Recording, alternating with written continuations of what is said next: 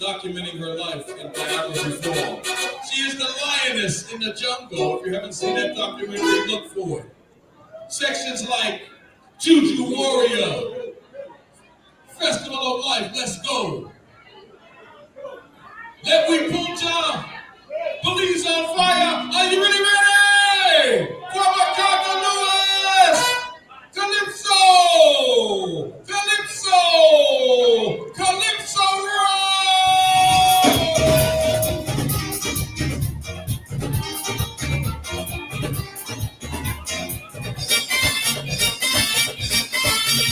My whole body is on fire when you show me how to punta. My whole body is excited when you show me how to punta.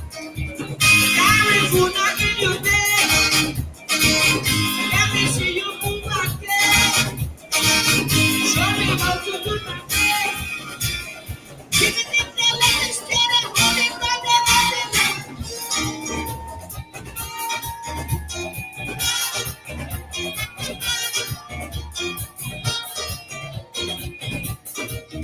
Inside, don't put her outside.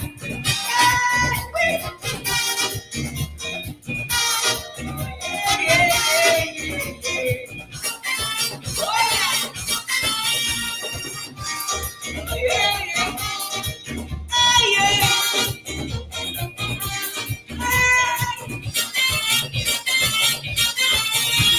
I beat and the drum and it's well done. When you rock down in that regard, my whole body is in fever. When you show me how to put that, I'm in the fever. Show me how to put my feet. We don't have it over there. Oh yeah, put her in the gutter, out the gutter, you say nothing.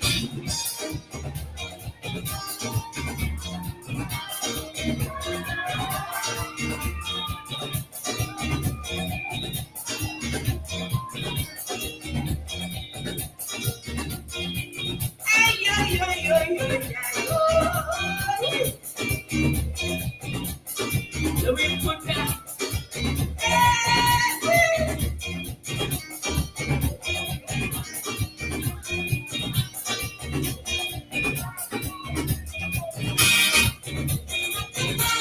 Now we put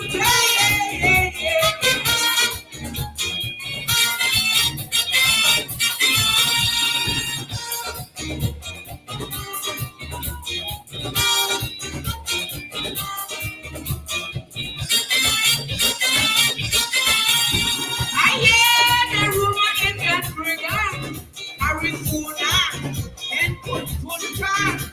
I hear my drink of Marubu water, the Venetians, Mama, baby, give me more. Let me match up in my own. Mama, baby, give me more. Hey, give it in the ladies, baby, want it right there, now we all like God inside. Now we put that inside. Don't put it outside. Yeah, yeah, yeah, yeah, yeah.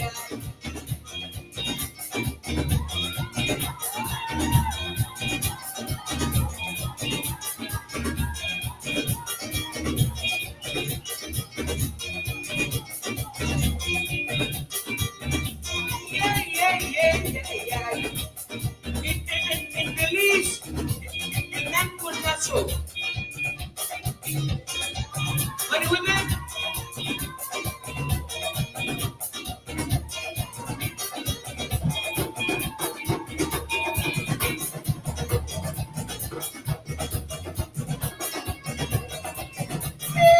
oh my God, come on, church, come, brother, come. Come up here, come up here, come up here. Come up here, Billy Woman, come up here. Show them the foot that shirt. Come on, baby. Ooh.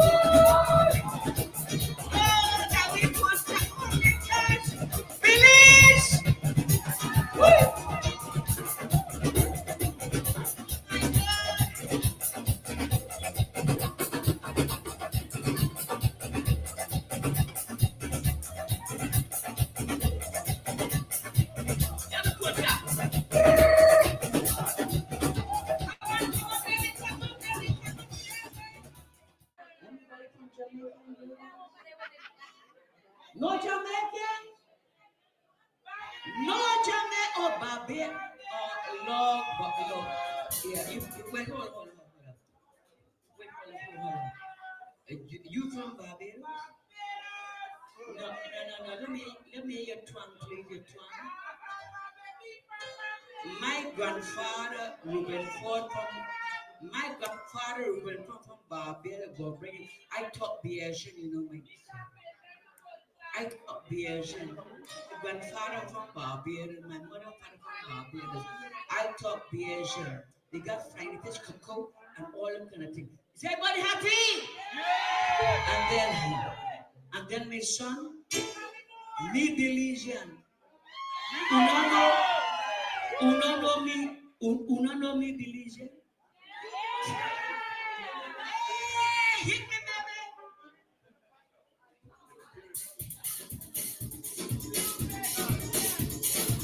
Oh yeah. How you feeling? How you feeling?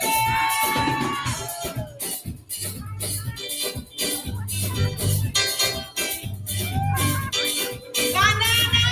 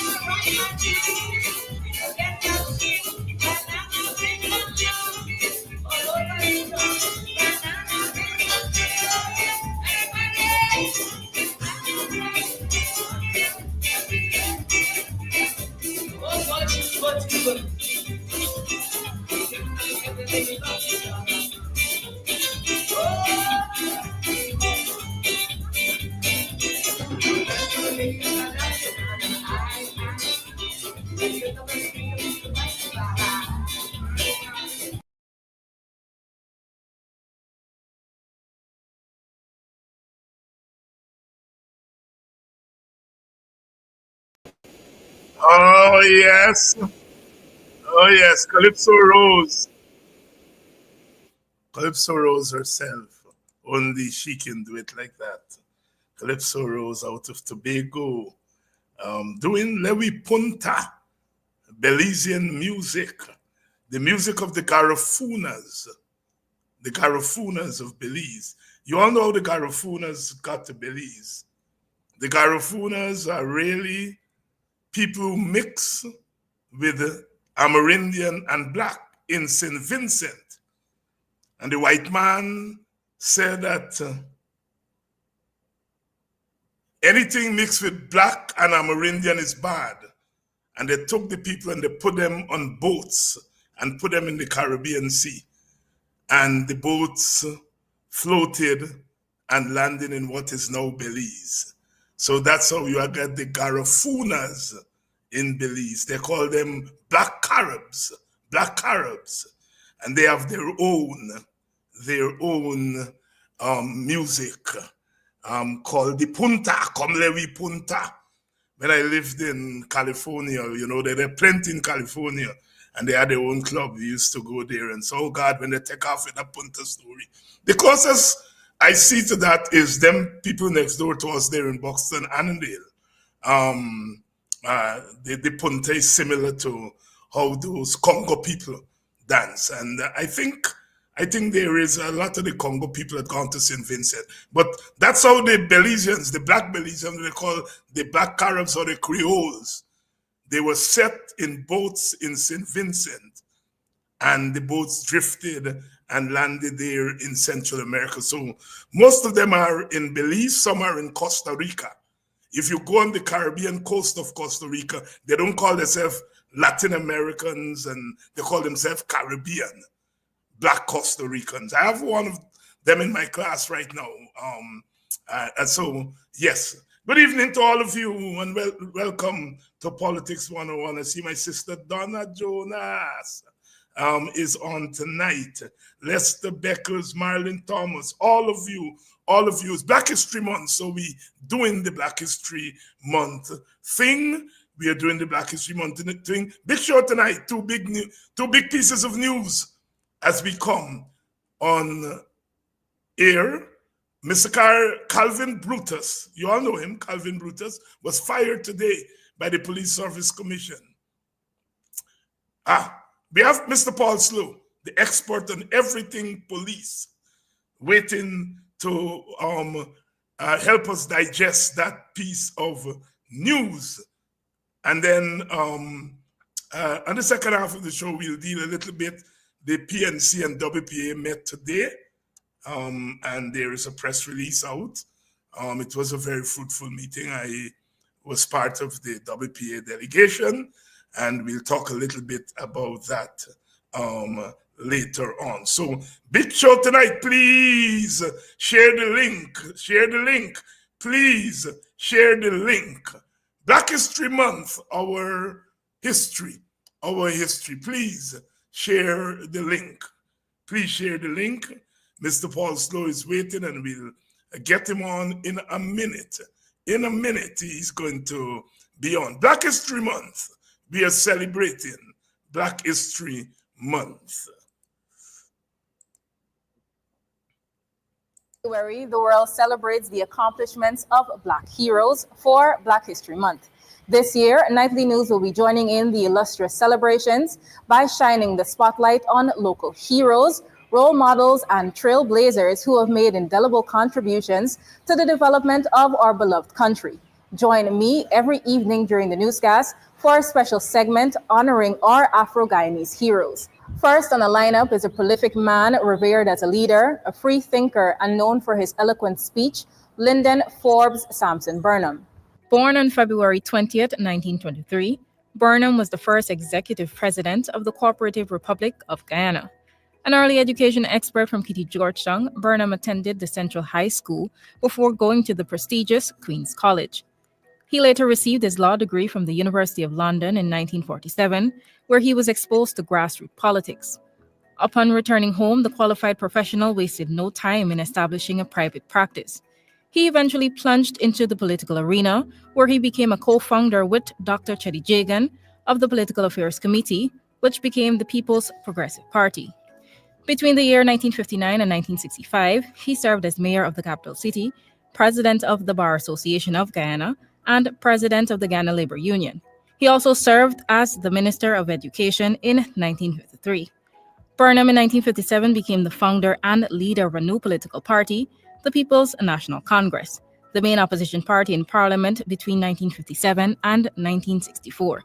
In December 1964, the PNC became the major party in a coalition government, and Burnham became Premier of British Guyana. He led the country to independence on the 26th of May 1966, becoming, under the Constitution, the first Prime Minister of Guyana. When the people's new constitution was put into effect on the 6th of October 1980, Burnham became Guyana's first executive president, a position he held until his death in August 5, 1986. He was instrumental in the creation of National Service, which sole purpose was to solve the problem of youth unemployment in the mid-1960s. President's College, a boarding school located at Golden Grove on the east coast of Demerara, was the brainchild of Burnham, who launched the project in 1983. Despite being politically driven for most of his life, Burnham was a lover of horseback riding and an avid chess player, The leader, who was one of 3 children born to strict parents, was a family man and a father of 5 daughters. Join us tomorrow as we honor another Black hero, renowned Guyanese singer Terry Nelson, also known as Omar Farouk. Don't pay anything to fix your roof. Homeowners. Free advertisement.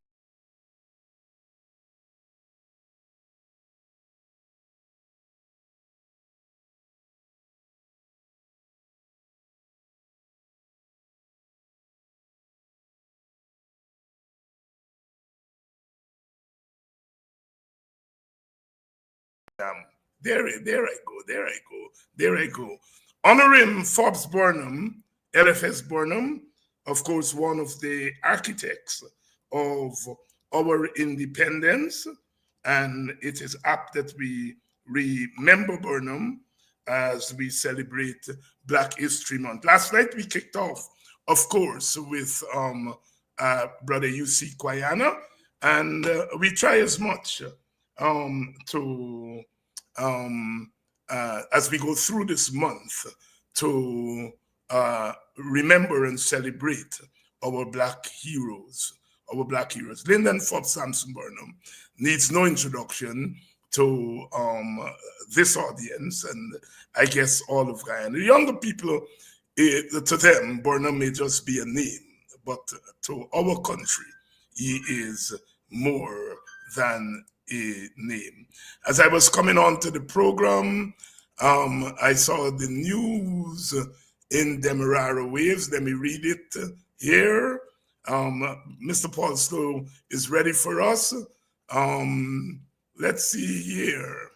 Embattled Assistant Police Commissioner Calvin Brutus was Wednesday fired by the Police Service Commission on the recommendation of a tribunal that was established by the Commission to investigate a number of allegations of misconduct. Quote, "You are hereby notified that the Commission has determined that you should be and are hereby dismissed from the Guyana Police Force, effective February 5th, 2025. The PSC Secretary Jaigobin Jai Singh told Mr. Brutus in the letter that was copied to the Commissioner of Police. The Police Service Commission informed Mr. Brutus that Mr. Hicken was requested to take all such actions as are necessary to facilitate your handover and return of all documents, equipment, and other assets belong to the Guyana Police Force that are currently in your possession. Mr. Brutus, who is facing more than 200 fraud charges, late Wednesday afternoon told Demerara Waves that he did not receive the dismissal letter, and he was also not informed, formally. He had last month refused to attend the tribunal hearings and challenged its constitutionality since he is before the magistrate's court for charges. However, in the letter seen by Demerara Waves, dated February 5th, and addressed to him at his police officer's mess compound residence, he was dismissed for offenses, and I quote, offenses against discipline, breaches of discipline, and discreditable conduct, end of quote, which he allegedly committed while performing duties of Deputy Commissioner of Police Administration in the Guyana Police Force during the period of August 2020 and July 2024. The PSC Secretary informed Mr. Brutus that the Commission considered the tribunal's report and unanimously concluded that the inquiry established your culpability regarding the 2 charges. The first is conduct prejudicial to good order and discipline contrary to Section 4Z, not ZZ, of the Police Discipline Act, Chapter 1701. The PSC said the particulars of offense are that Mr. Brutus on the 11th day of January 2024, gave instructions for payment of goods procured by the government of Guyana for the Guyana Police Force in the sum of, oh God, plenty number, but I think it's 13,670,204 to be made from the Guyana Police Force Welfare Fund in violation of Standing Order 36 of the Guyana Police Force.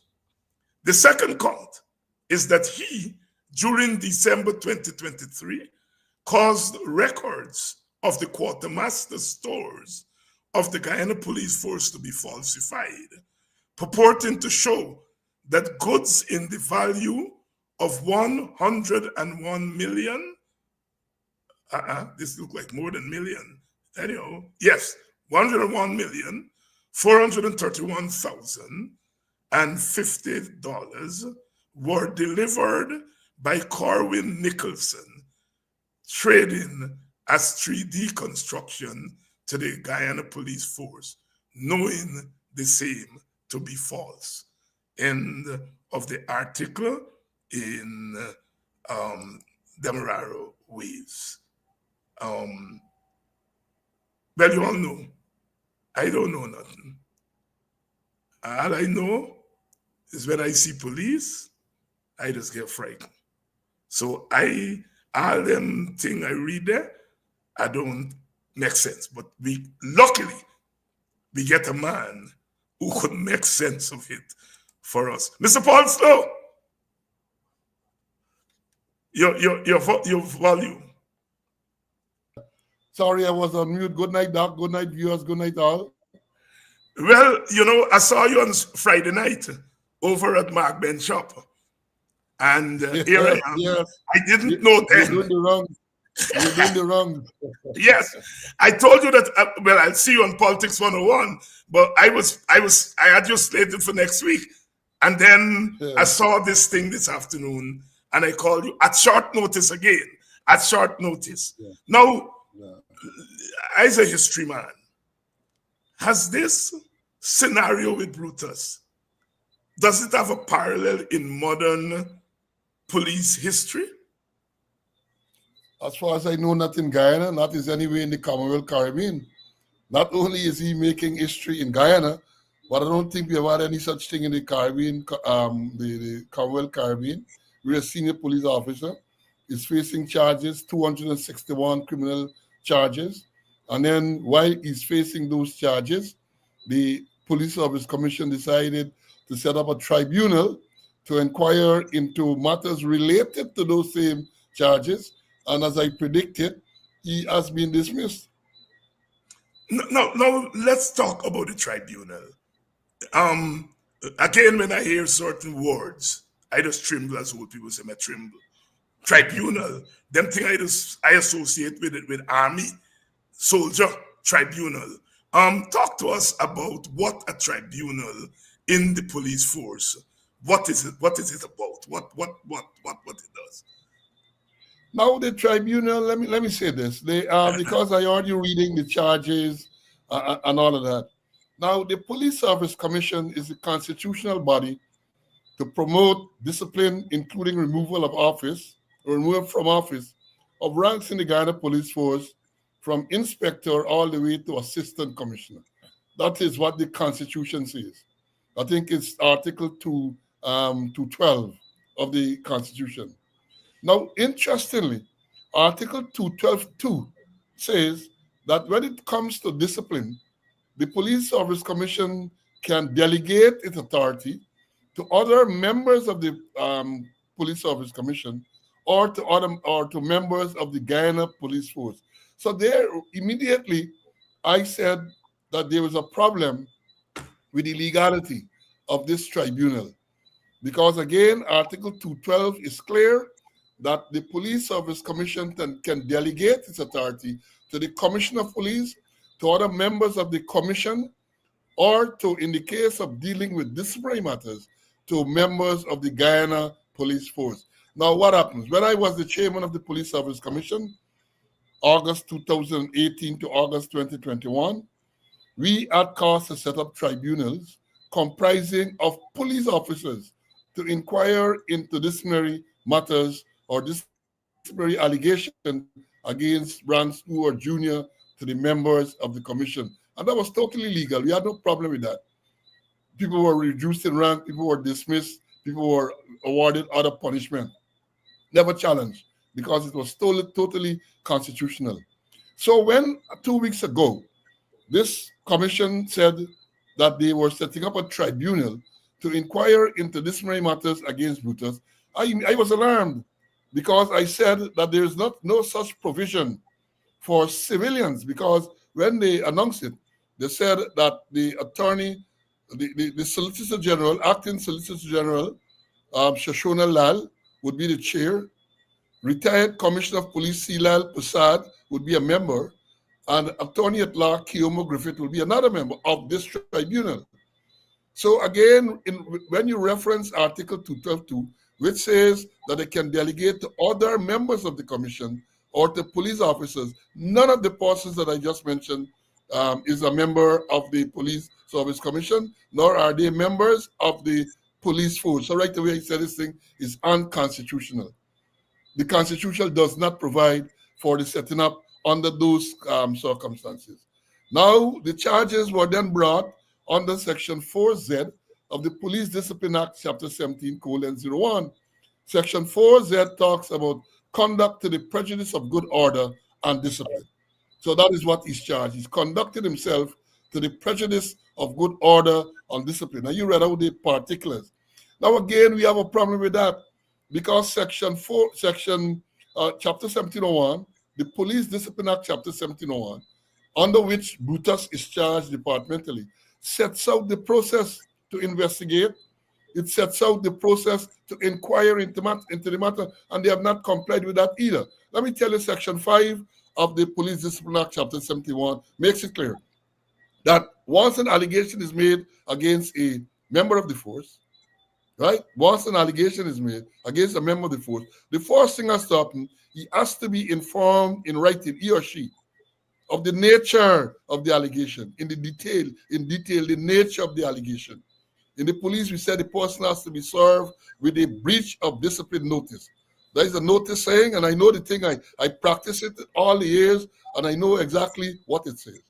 It would have said, Calvin Brutus, you are informed that an investigator has to be named. An investigator would have served with a breach of discipline notice saying that you are informed that I'm investigating a report of breach of discipline made against you, in that you on a particular date or between two dates did so in detail. Then it goes on to tell him that you're hereby informed of your rights under the said act to refuse to make any written or oral statement unless you so desire. That's the breach of discipline notice. Then he signed receiving that. Now, once the notice is served, then and only then an investigation can commence. That is what the law says. And who can conduct an investigation? Section 5.3 of the Police Discipline Act, Chapter 1701, says that the person who investigating must be of the rank not lower than the rank of sergeant. And in any event, the person investigating must be of an higher rank than the person who is alleged to have committed the offense against discipline. Now, they are accusing Brutus of committing an offense against discipline under Section 4Z, and according to the very act that they charge under, it's only a deputy commissioner can investigate him. So I don't know which one of the deputy commissioners investigated, and therefore this thing is wrong all over. It's unlawful, it's unconstitutional, the tribunal, the manner in which it was done. But as I said, from the time the tribunal was named, I said that the sole purpose of this tribunal is to dismiss Brutus. I said so on speaking out, right? Regardless of the legality, regardless of it being unconstitutional, you're gonna be dismissed. I said so 2 weeks ago. People who look at my program are saying the same thing here. I said so. What gonna happen? Crystal ball. I'm gonna look into the crystal ball. Obviously, the dismissal will be challenged as being unconstitutional. It's gonna work its way through the court in the next couple of years, perhaps all the way to the CCJ.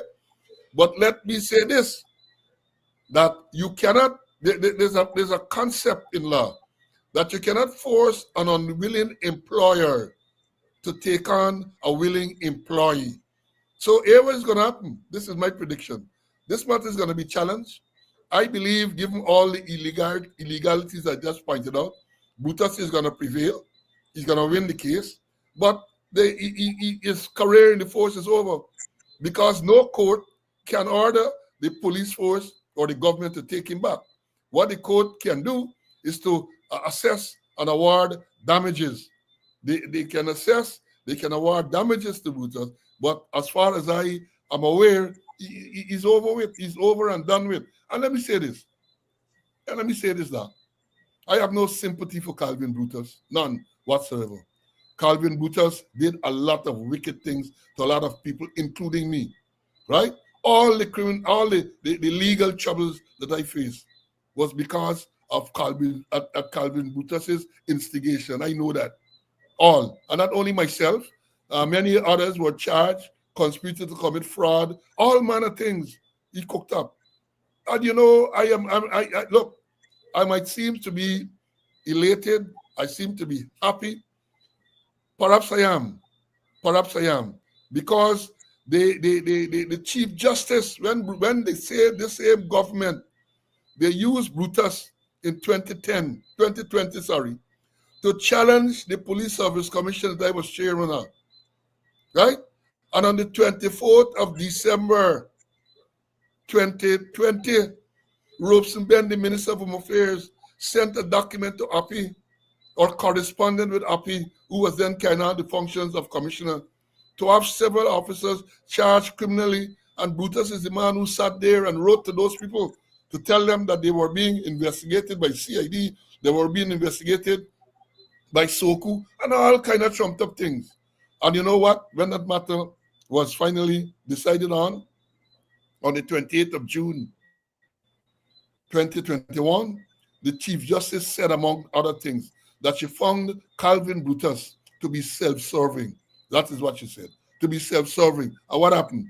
The Chief Justice ruled that a senior police officer is self-serving, and he was kept in the same position and continued to do worse than he had done up to that time. I have absolutely no sympathy for him, and I'm telling you, 99% of the people in the force and people who know him will say they have no sympathy for Brutus. Brutus did too many wrong things to too many people, and they say karma is a bitch. Karma is a bitch. What go wrong so must come wrong back. What go wrong, come wrong, yes. What goes wrong, comes wrong. Paul, I want you to cast the broad net, because I think this is a pivotal moment in the history of the police force, in the history of Guyana, and further afield. Today, what happened to him today, as you have hinted, well, more than hinted, did not start today. This thing has a history. What is it in the police force that produces a phenomenon like Calvin Brutus? I've been a little scholarly here tonight, only because I know that you're a bigger scholar than me, right? Certainly when it comes to policing. Yeah. What is it in this institution that you love? I always say one of the reasons I take your perspective on policing in Guyana seriously is that you always say you're a policeman. You love the police force. It's your life, and you can tell when you speak. What is it that gives rise to this phenomenon that I am calling Calvin Brutus? Because Brutus may be the individual, but certainly it's a phenomenon. And I've been listening to you over the last couple of years speak about it. Talk to us. Yeah, and you're right. Let me say this.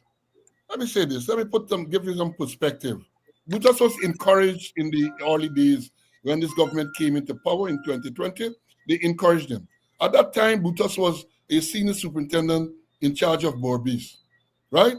And on the 16th, remember the president was sworn in on the 2nd of August, 2020. On the 16th, exactly 2 weeks after, Brutus was brought from Borbis to take over the administration of the Guyana Police Force. Now, the administration of the Guyana Police Force is one of the more important offices. Never before in the history of the police force have we had such a junior and inexperienced person to sit in that position. And mind you, there were people who were senior to him and more qualified to go in that position. But they decided, Brutus and the man who they put now as commissioner, they brought them there. And they made the man who was in charge of the force at the time, Nigel Appy, they made rings around Nigel Appy, Brutus and Akin. They made rings around Nigel Appy because they had their way. Anything that they did, even when it was wrong, and Nigel Appy stood up, they went and they complained to senior people in the government, and they were able to prevail. Let me give you one example. Nigel Appy, as the man sitting in the commissioner's chair, went out to some couple of days. He went out the country on some duty. Calvin, Brutus, and Akin decided that they were going to promote people. They have no legal authority to do so. They promoted several persons to corporal and sergeant. When Nigel Appy returned, he recognized that this thing was wrong and he rescinded the promotions. Akin and Brutus are said to have gone. It is alleged that they went to senior politicians and complained, and the senior politicians instructed Appy to allow the promotions to go through. So they undermine the people, they do all of that. They brought Brutus there, as I said. Brutus came in and Brutus decided to clean house. He went there, Mr. Conway as a figure, the people in the finance office who he felt would not have been agreeable to this criminal scheme, as I call it, he removed all of them. Some of them were charged and put before the court on all kind of trumped up charges so that he can get his way. It is alleged that he instructed them at the finance office after that anytime his signature appears on a document, no one is to query it. He did likewise to the police quartermaster stores. The people who were there and knew the system removed them. He did something similar with the police credit union. He did something similar to the police construction section, the police consumer squad. All the people who were there and understand and knew the system, and he felt would not have gone along with this criminal scheme, they were removed. They were removed. And then the man decided to do his thing, procurement, all kind of fraud. And let me say this, Doc, there is no way on God's earth that Calvin Brutus could have done all he did without the collusion or negligence of people like Akin, the finance officer, and all of these people. You want to tell me 261 charges? One of the charges you read a while ago, where he caused the finance to draw a check from the police welfare fund to pay for some goods and all this everything and all that, contrary to standing order and all that. What happened to the people who drawing the checks? They don't know that is not so to make a complaint to someone. What happened to the oversight? When I was in the system, we had weekly meetings with the police, consumers co-op, and other places dealing with finances. Weekly, the managers had to report to us as senior people. They had to present financial statements. Now you're hearing that Brutus instruct people from the police, consumers, to draw a check for $60 million to pay to him and all it. It's oversight. There is no way. There is no way that Brutus could have done all that he's accused of doing without the involvement of others. I made the point too, many of the things, the quartermaster store that you talk about just now, some of these things are capital items. Capital items. Capital budget is controlled by the Ministry of Home Affairs.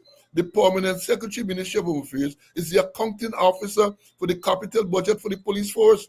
So how come Brutus getting things, they're claiming there's the allegation that they're falsifying things to say things were supplied, checks were drawn and paid to this man from 3D. There is no way that Brutus could have been doing this all by himself. And let me say this, to be fair to some, that if they weren't in collusion with him, they were negligent. And there's criminal negligence when you talk about all them hundreds of millions of dollars. All those hundreds of millions of dollars. The commissioner of police sat there, and you want to tell me the commissioner of police and checking to see what's going on? He doesn't have a mechanism to know what's going on below him. Because at the end of the day, Brutus, the finance officer, the people, the quartermaster stores, all these people are below the commissioner of police, and the commissioner has a responsibility, a legal responsibility and obligation to make sure that he manages properly and that he's aware of what is going on. So Brutus has been thrown under the bus, and Brutus is alleged to have made a statement some time ago that he ain't going down alone. So I'm hoping now that this is the straw that will break the camel's back. And let's air all that has been going on. He has been revealing things. Only yesterday, I think he revealed that the chairman of the Police Service Commission, they have a vehicle, police vehicle with a police driver assigned to him full time. Yesterday or day before, recently Brutus revealed that. He revealed not so long ago about this meeting in 2020 where they decided for diversity. So he has been revealing things, and I think he has a lot more to reveal. So let's hope, as I said today on my program, you're a music man, Doc. You know them record labels back in the past, Motown, Stack, Yes. Atlantic. So he said perhaps he will want to cut a deal with these record labels. I was here, sing a song, man, sing. The Vice President John Gordon saying he could he could let cat, dog, pig all out the bags because they have nothing to fear. Let's see where this will go. Politicization of the leadership and management of the police force. You heard it here from Mr. Paul Slowe. We are talking here about the big news this evening, the firing of Mr. Calvin Brutus. And that name obviously is known all over Guyana. He was fired by the Police Service Commission today, and we're talking with our in-house expert, on all matters police, Mr. Paul Slowe. You know, the political activist in me, Paul, why Calvin Brutus? Because if this is a nest, you can say he ain't going down alone, it's a nest of them. From your intelligence, why him? Well, let me tell you what some people feel. The whole thing to it. The man, people say because he became greedy. And, he became greedy. But I can tell you this without any fear of contradiction. The admin position controls a lot of the finances of the force and so on. So you have the messes where police have to eat. You have the consumers where they sell stuff and so on. You have the quartermaster store that purchases things and so on. It is alleged that what he did, let's take the messes for example. A little small man used to supply maybe some eggs, couple chicken he mining, supply to the mess. You get the little farm, so you can supply little plantain and little fruits and so on.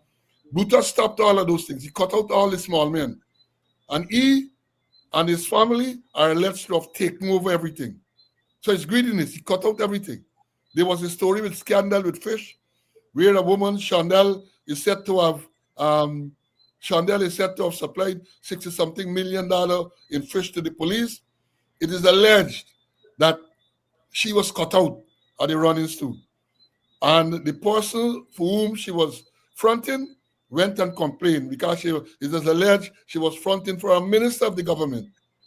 And after Brutus did knock she out, the minister of the government is alleged to have gone higher up and complained that this man, and this is what it is said, that this man denying our people the little hustle. So therefore, I think I turned on him and they decided, nah, this can't work. He getting rich too quick. And then he made what I believe were some fatal blunders where he decided he going to court. The man is a lawyer, He's admitted to the bar in Guyana to practice law, right? And I refer to them as COVID lawyers, meaning that they were they did not go to the law school in Trinidad because of COVID. So whereas other students would have gone there, they did not go. So I believe they missed a lot because they did not go there. But here is a case where this man he wanted to leave the country. He had attempted to leave, I understand, and they prevented him. So he filed an application before the High Court for permission to accompany his pregnant wife to the U.S. to thing. And while this application is pending in front of the court, the man decided he can take on the government and make allegations. And for the first time, when the government decided to defend this matter, it was revealed that he had 240 cases pending. And every move, he made moves which antagonized the government. And I believe they decided to use him as an example to silence others. You come in at we, and we know we got thing for you, and we gonna lash you down. So all this that is taking place now is not only about Brutus, it's to send a clear message to all others. Step out your line, and we're gonna cut you down to size. That is what the message is. And let me say this again. For me, this is not about Brutus, even though I would rejoice over his demise. But it's not about Brutus. It's about the rule of law. It's about following the Constitution. It's about following the necessary regulations, which they have not done.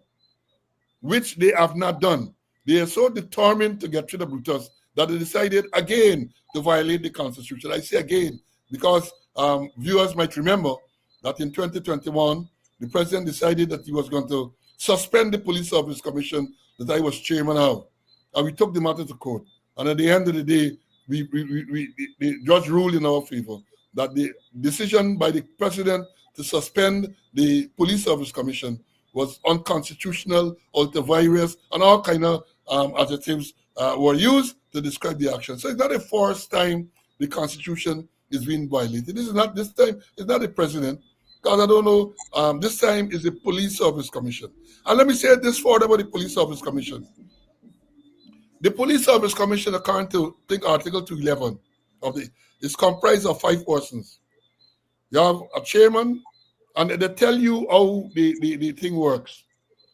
The chairman of the public service, then you have 4 persons nominated by the body who seems to represent the interests of the force, goes through Parliament, the select committee or some committee there, and then the 4 names are sent to the president.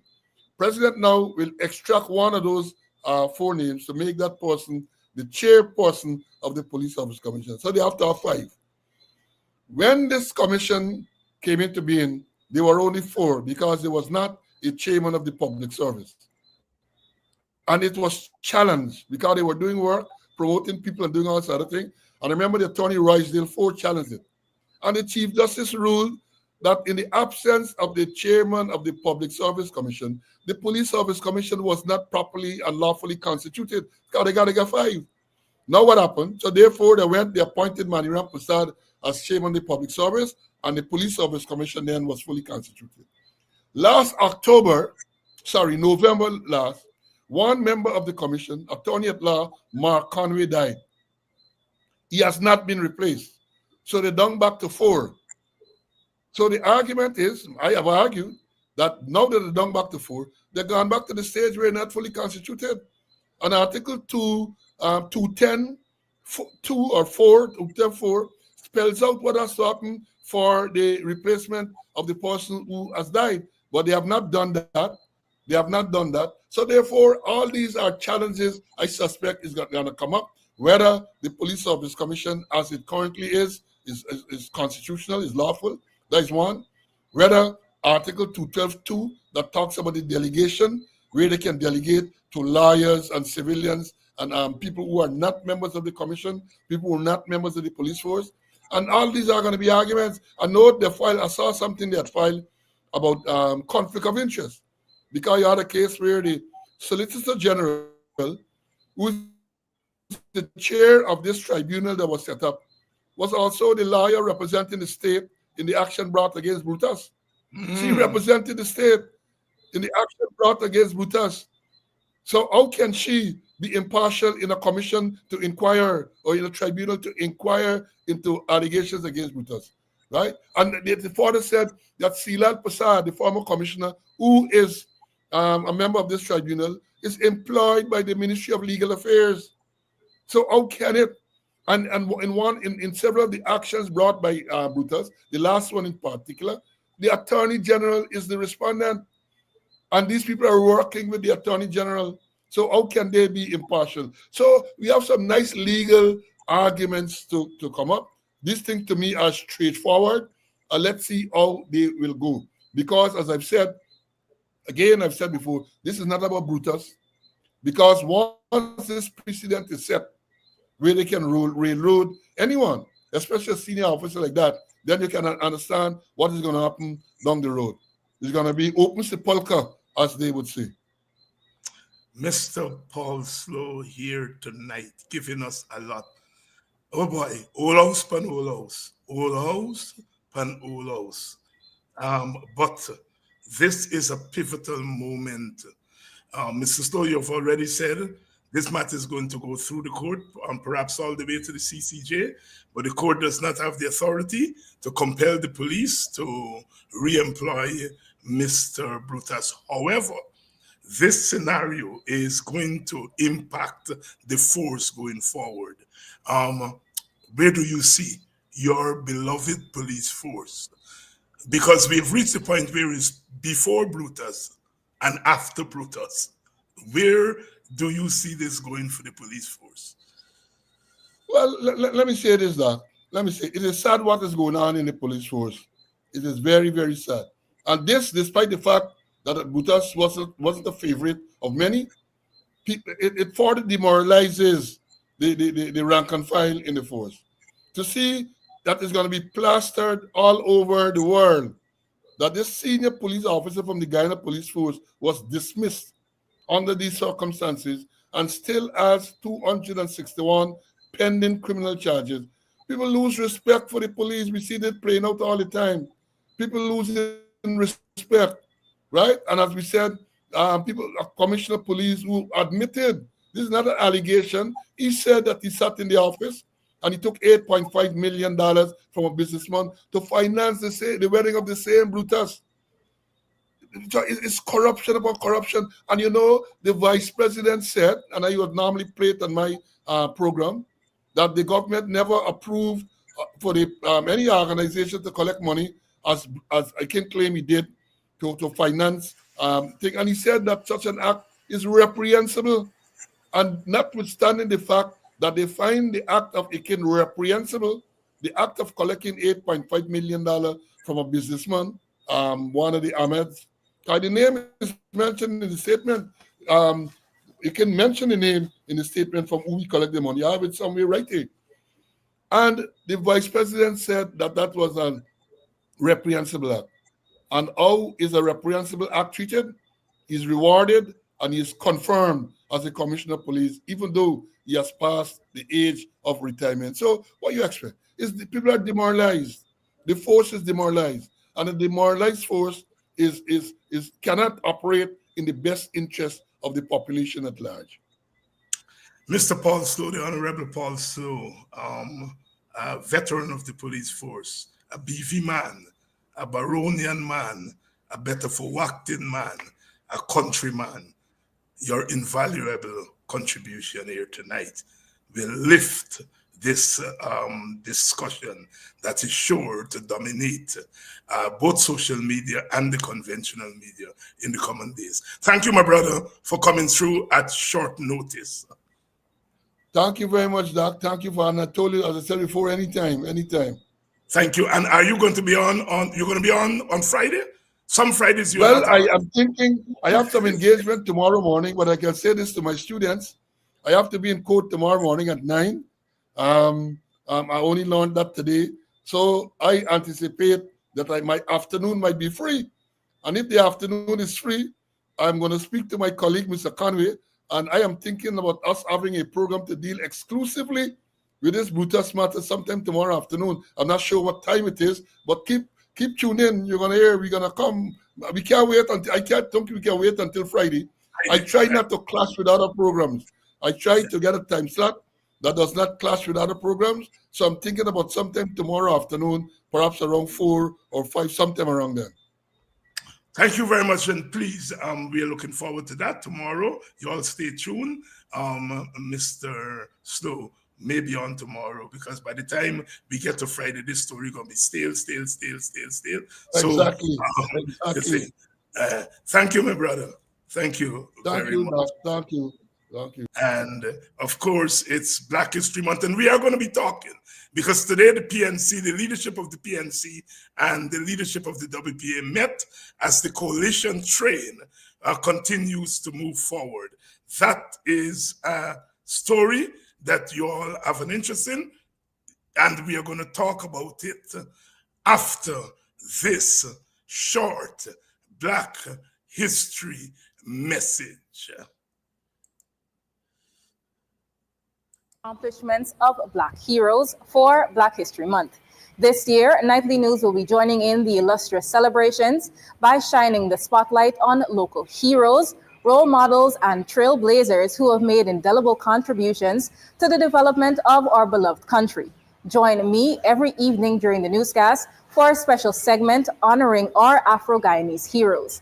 First on the lineup is a prolific man revered as a leader, a free thinker, and known for his eloquent speech, Lyndon Forbes Sampson Burnham. Born on February 20th, 1923, Burnham was the first executive president of the Cooperative Republic of Guyana. An early education expert from Kitty Georgetown, Burnham attended the Central High School before going to the prestigious Queen's College. He later received his law degree from the University of London in 1947, where he was exposed to grassroots politics. Upon returning home, the qualified professional wasted no time in establishing a private practice. He eventually plunged into the political arena, where he became a co-founder with Dr. Cheddi Jagan of the Political Affairs Committee, which became the People's Progressive Party. Between the year 1959 and 1965, he served as mayor of the capital city, president of the Bar Association of Guyana, and president of the Ghana Labor Union. He also served as the Minister of Education in 1953. Burnham in 1957 became the founder and leader of a new political party, the People's National Congress, the main opposition party in Parliament between 1957 and 1964. In December 1964, the PNC became the major party in a coalition government, and Burnham became Premier of British Guyana. He led the country to independence on the 26th of May 1966, becoming, under the Constitution, the first Prime Minister of Guyana. When the people's new constitution was put into effect on the 6th of October 1980, Burnham became Guyana's first executive president, a position he held until his death in August 5, 1986. He was instrumental in the creation of national service, which sole purpose was to solve the problem of youth unemployment in the mid-1960s. President's College, a boarding school located at Golden Grove on the east coast of Demerara, was the brainchild of Burnham, who launched the project in 1983. Despite being politically driven for most of his life, Burnham was a lover of horseback riding and an avid chess player. The leader, who was one of 3 children born to strict parents, was a family man and a father of 5 daughters. Join us tomorrow as we honor another Black hero, renowned Guyanese singer, Terry Nelson, also known as Omar Farouk. Oh, yes. Black History Month. Forbes Burnham there. Little error. You know, these things happen in the age of computer. Burnham, of course, died in August of 1985. Another Black giant as we celebrate Black History Month. Well, the PNC and the WPA met today and they reaffirmed their commitment to coalition politics in unity against the PPPC.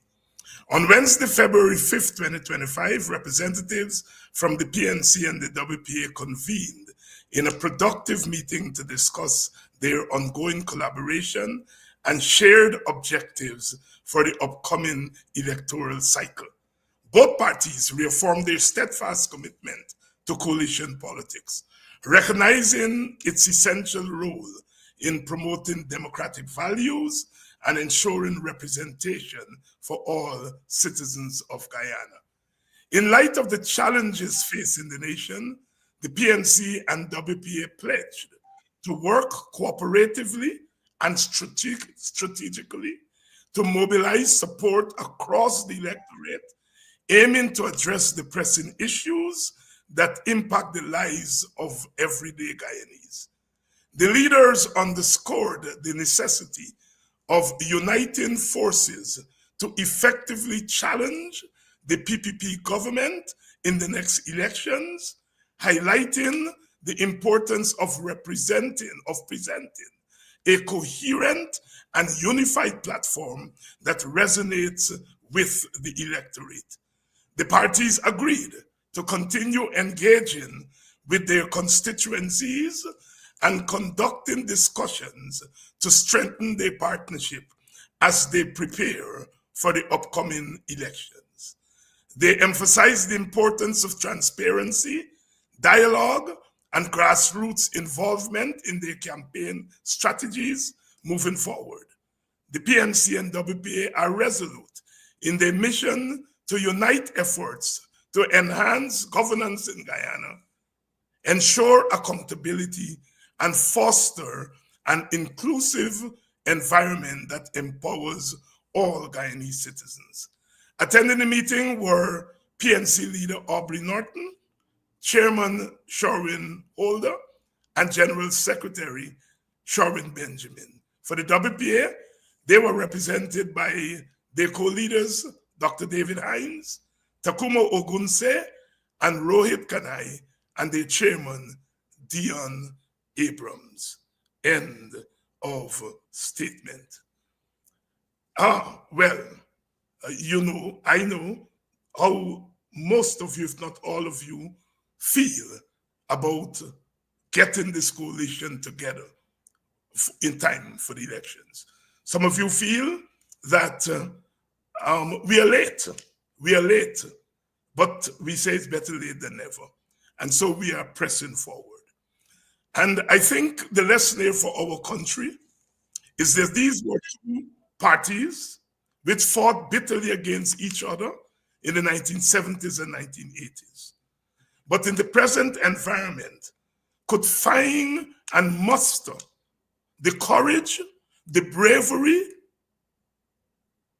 and the good sense to recognize that there is only one enemy in Guyana today, and that is the PPP and its government.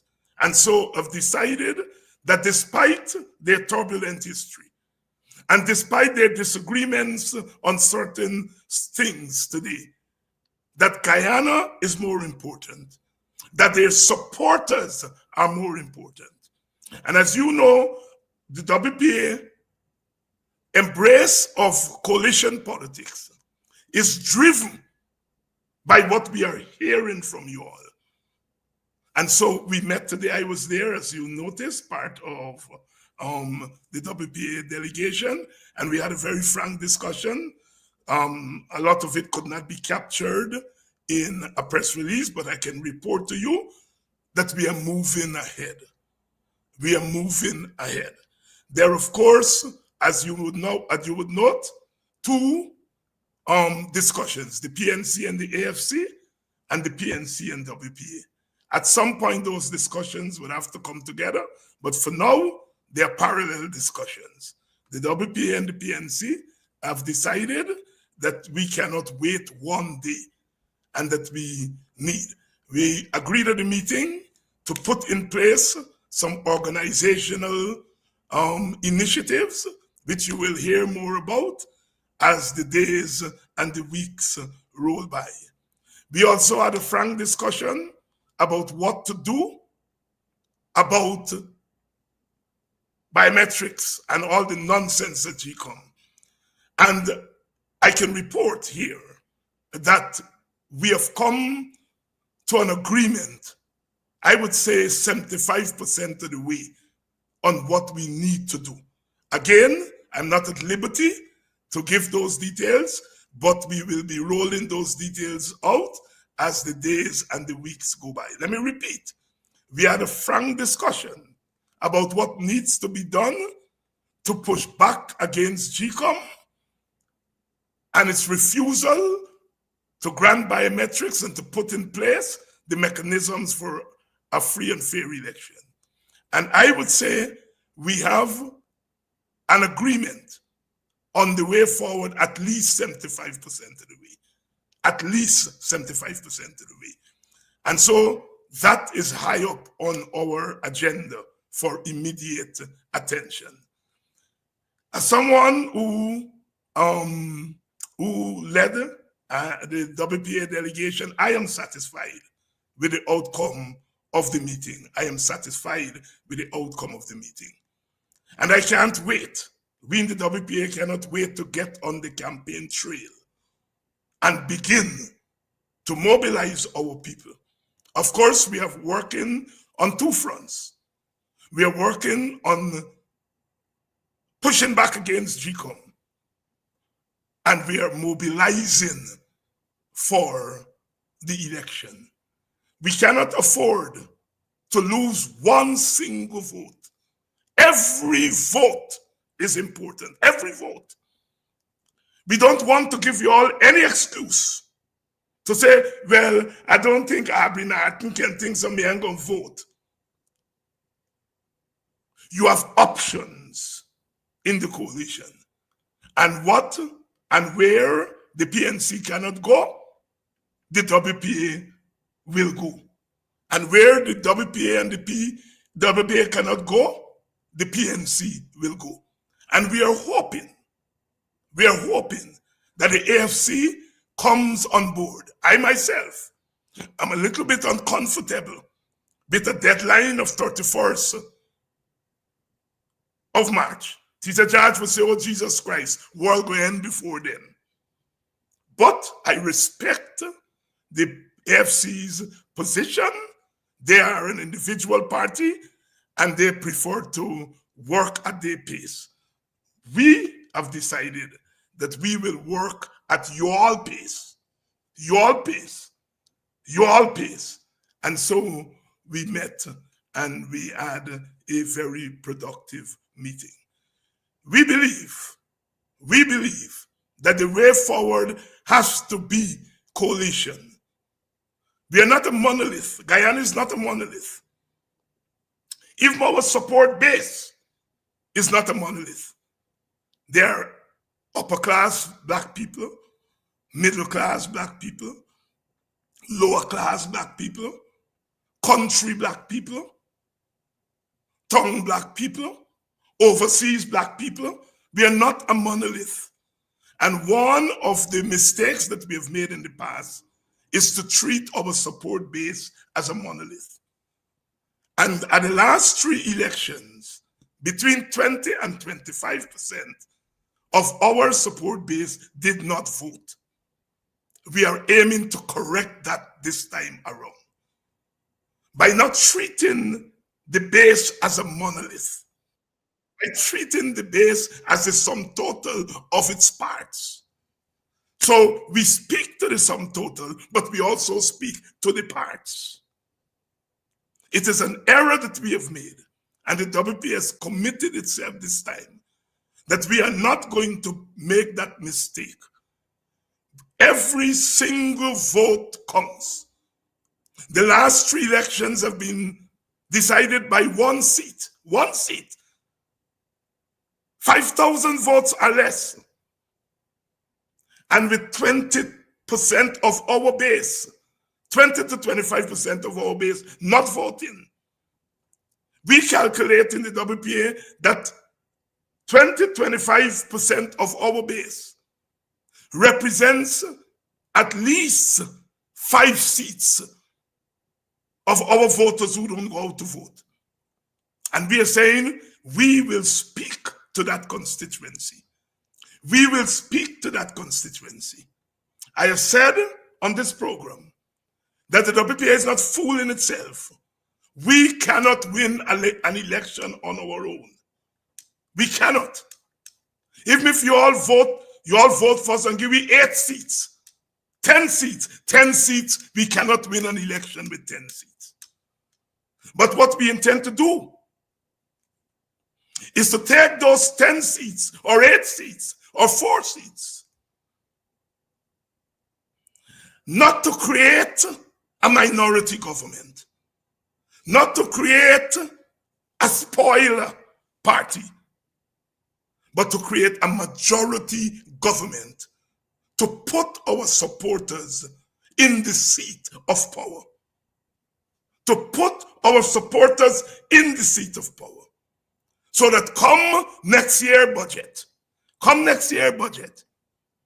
some people who don't look like we, don't speak like we, don't care for us are deciding how $1.38 trillion of our money is being spent, and we have no say in it.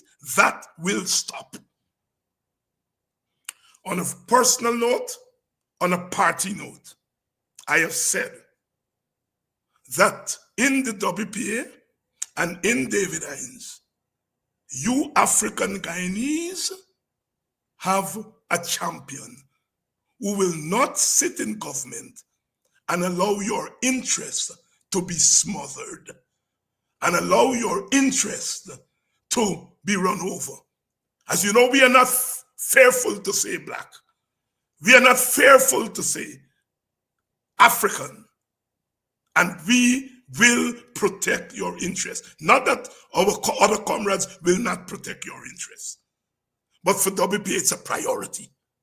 Black people have been trampled upon in Guyana for too long. For too long. And we are seeking to be part of government to stop it. To stop it. All the niceties are gone. Once we are part of a government, all the niceties are gone. We are saying that the African Guyanese are being hammered, are being taken advantage of, are being treated like slaves. And that for us is a priority in government. And we feel that we have the capacity to do it. The capacity to do it. And so we are seeking government as part of a coalition with a purpose. With a purpose. We will stand with poor people of all races, and we will seek to represent their interests. As you all know, we feel very strongly about poverty. And we will be guided by the need to remove poverty. Poverty for all poor people. For all poor people. But the poor Indian is not racially oppressed by the government and the state. They are oppressed by the class. They face class oppression. The African and the Amerindian face class oppression and racial oppression. And if you're a black woman or an Amerindian woman, you face class oppression, racial oppression, and gender oppression. We're not making sport. We're saying it as it is. All groups in Guyana are oppressed by this government. All groups are oppressed by their class. It's a small black middle class you have, you know. A small Indian middle class. I don't even think they have an Amerindian middle class. But the vast majority of Africans and Indians are poor and working class people. And we intend to protect, defend, and promote your class interests of all races. We will not be part of a government that discriminates against black people at the expense of other races. While we stand resolutely as a party to defend and protect and promote the interests of African Guyanese, not at the expense of the rights of Indian people. I will walk out of any government that's going to say, I'm looking after black people at the expense of Indian people. I don't mind the PPP looking after Indian people. My quarrel with them is that they're looking after Indian people, the Indian middle class, and they're trickling down some things to the Indian working class at the expense of other races. And I'm saying, it doesn't take a rocket scientist to be able to promote, defend your people without discriminating against other people. The other night I was on a program with Rafi Devon. He said, oh, David into Kumbaya. And I said, I come from a Kumbaya culture. And I'm taking that Kumbaya culture, if given the opportunity, into government. Someone's crying, oh Lord, Kumbaya. Someone's crying. Someone is wailing. Black people are crying and they're wailing. And an Indian man sit down there making joke and fun about Kumbaya. That is the lack of respect for black people that send me bizarre. My blackness cannot hide because blackness is about skin color. Can't hide. I hear people say, "Me don't see race," then you're damn blind. Everybody sees race because race is skin color with meaning. Race says that these people with this skin color, you can go to them and give them $40,000 and they will bow down to you. That is race. That is what race and racism are. Nothing else, not about my brain, is our skin color. And this skin color says we don't have brains. So you treat us as brainless people. Look at Calvin Brutus. Do the bidding of the PPP, and so stupid that he couldn't realize that one day, they will turn against you because in the first place, they don't love you. And all they want is to use you. And he skin up his so-and-so and take it without grease.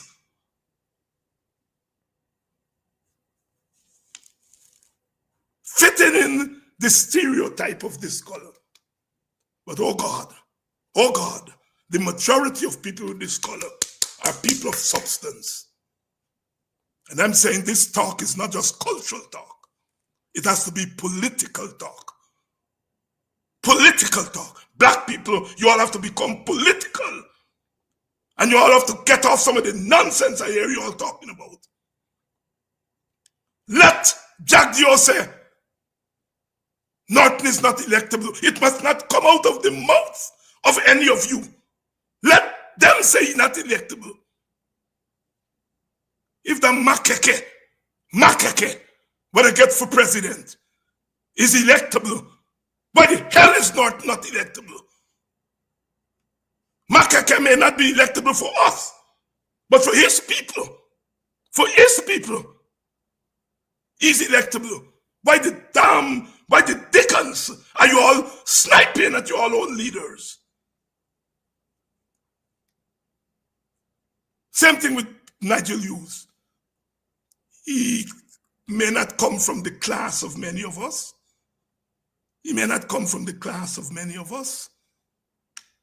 But as he said, don't beat him up because he father and his mother come out from the ghetto earlier than me mother and you mother. Well, most of us say we mother and father didn't come out of the ghetto. We are the ones who had to wriggle our way out of the ghetto. Do not snipe at our leaders. Disagree with them. And when I say black here tonight, I mean our Indian comrades or Amerindian comrades who have committed racial suicide and join us. Because if you're an Indian who decide to join PNC or WPA, you're committing racial suicide.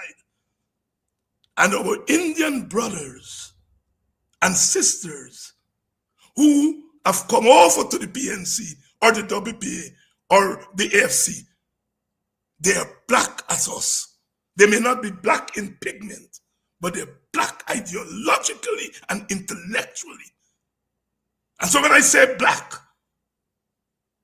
I mean those of us who are phenotypically black, but also include, like my brother Aziz here, the people who are ideologically black. And so I want to say here tonight, we are moving on. The train is moving. Let not your hearts be troubled. Together, we are going to do this. We are going to do this. We are going to do this. People like myself who have come out of the ghetto, read a few books and teach at university. We could sit in the university and read books for the rest of our lives without any concern for our people. But if you're people like me who finds no comfort anywhere else, I may be middle class by education, but by social habits, I'm not middle class. I'm not middle class. I'm not middle class. My beer does taste better when I drink it at Big Red in Buxton. Or I go by my friend who does sell at Golden Grove Road Top. She get a van now, so she just move around. And I've been buying, my beer just stays sweeter there than it would taste at Marriott. My 10-year-old and 15-year-old just go down smoother. Let me drink it at Buxton gas station than if me got Marriott and Carriott and so on. I may be middle class, as I said, by education, but by social habits, I am working class. My cousins, the people I went to school with, my godchildren, they're all there in the so-called ghetto. And so my objective is to break the chains of the ghetto and to let my people go. Tell Pharaoh, tell old Pharaoh, let my people go. And if you don't let my people go, then we are going to break down the gates and the walls on our own. We have done it before, and we're going to do it again. The leaders are the ones who sometimes are the last to catch the spirit. We leaders are sometimes the last to get the vision, because the education that we get sometimes is blind me, You're blind me. You're blind away. And so what are you to see? We don't see. And that's, in the words of Lasana Kwesi, the Black Power poet of Trinidad, we must see with the eyes of the people. We must hear with the ears of the people. We must march with the feet of the people. We must think with the minds of the people. Only then, and only then, will we be truly free. We give thanks to the leadership of the WPA. We give thanks to the leadership of the PNC under Aubrey Norton. We may not agree, and we should not agree with everything that they stand for. If we do that, then our country would be a strange place. We should not agree with everything they stand for. But insofar as they are speaking with our voices, our collective voice, and singing with that melody, our collective melody, and dancing with the feet, the shoulders, and the waist of our people, then we agree with them. Oh yes, we made errors the last time around. Don't let us fool you. We did some good things given our limitations, but we made some errors. And the WPA continues to apologize to you all and to say sorry. We didn't see what some of you saw. We didn't see that if we gave our people house lots, they would have nothing to go running behind the PPP asking them for house lots. Oh God. If we gave them house lots, today they would not be running behind the PPP. Some of them on their knees. We have to take responsibility for that. If we had put the cash grant, $1 million Guyana dollars by 2024, that Professor Thomas put before us, had we gone to Parliament and put it in law, our people will not be dragging and crawling for 100,000 from the PPP. We have to learn from our mistakes. We have to learn from our mistakes. We in the WP have learned. We have learned. We hear you. We hear you. We hear you. And we are acting on it. I don't want to speak for Norton. I don't want to speak for Nigel. They can speak for themselves. But we are on the move. No time to lose. No time to lose. No time to lose. What we lack in numbers, we make up for with capacity. Capacity. I can't wait to be on the campaign trail. I can't wait to go there and to rally our people, because I feel that we in the WP have the capacity to do that. We have the capacity to do that. We may not be the one, the name that will trigger in you vote.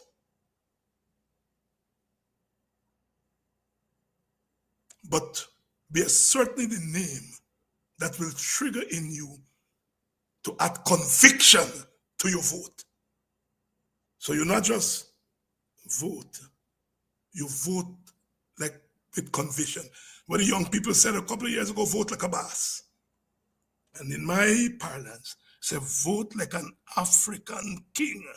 Vote like an African queen. Vote with dignity. Vote with pride. Our work is not finished. God, help us to come through the gates of the plantation. Help us to lick down the bridges and walk us into independence. But he's not done with us. We have a second emancipation come whenever they call the election. A second emancipation. And we are capable, we are able, by the grace of God and our ancestors, and with our courage. I know that fear stalks the land. Fear stalks our people.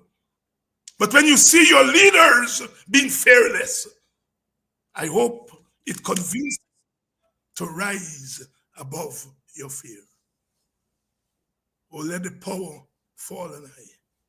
Oh, let the power from Zion fall on I. Oh, let the wicked burn in flames. Oh, let the wicked burn to ash. Give I justice, peace and love. Give I justice, peace and love. Oh, let the power fall on us. And by God's grace and the ancestors' gaze, the power will fall on us. Forward as we move forward.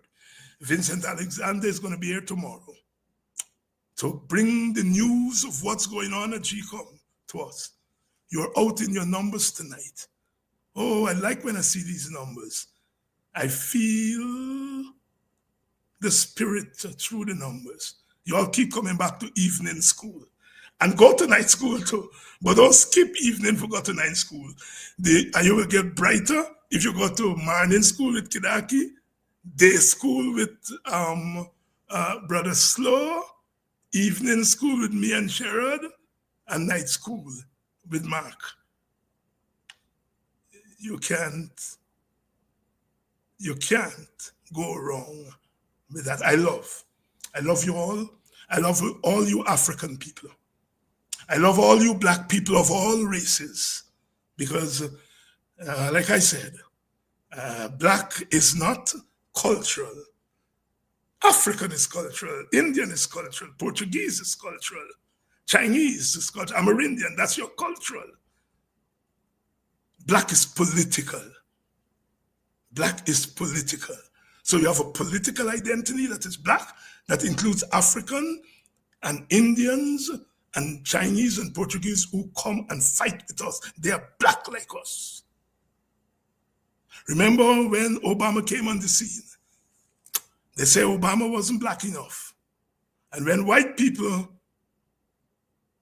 said, Obama could win, we went in that bucket of black tar and we dabbed it on Obama. And we said, this black tar named Michelle, he dabbed it on you and said, you're black Obama. And the rest is history. The rest is history. So our multiple identities, your black identity is your political identity. Your African or your Indian, Chinese identity, Portuguese, Amerindian, that's your cultural identity and where you come from, your cultural identity. And Guyanese is your civic identity. Guyana can disappear. If Venezuela take over Essequibo, the people who live in Essequibo cease to be Guyanese. They will become Venezuelans.